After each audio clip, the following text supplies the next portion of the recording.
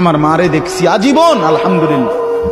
আমার আম্মা, আমাদের বাসায় আমরা 5 ভাই 3 বোন ছিলাম। ঘন্টা কিনছে মা, ওই যে স্কুলে যে ফিডে এমনি টুং টুং টুং করে ঘন্টা ফিডে না, এরকম গোল যে পিতলের এডি বেল আর কি, বেল ফিডে যে, আমার আম্মা এটা কিনে আনাইছে বাসা। আজীবন আমার মা দেখছি আমগো রোমে রোমে গিয়া ফজরের ওয়াক্তে বেল এটা মানে ঘন্টা ফিরতেন, বেল ফিরতেন। যতক্ষণ না উঠতাম, বের না হইতাম, মা এটা ফিডা বন্ধ করতেন।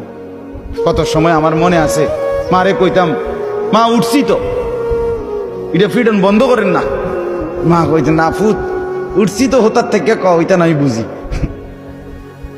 ওড়ো ওড়ো আগে হোতারতে উঠটা দুয়ার খোলো।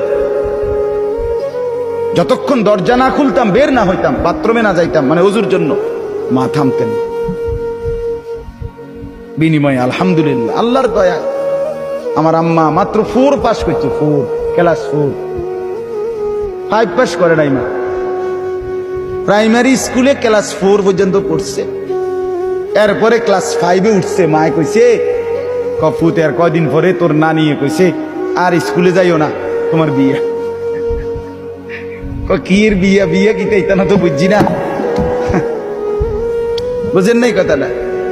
সেই মার ঘরে আলহামদুলিল্লাহ এই 4 পাস করি না, মার ঘরে 5 ছেলে, 5 ছেলেই আলেমে দ্বীন হইছে।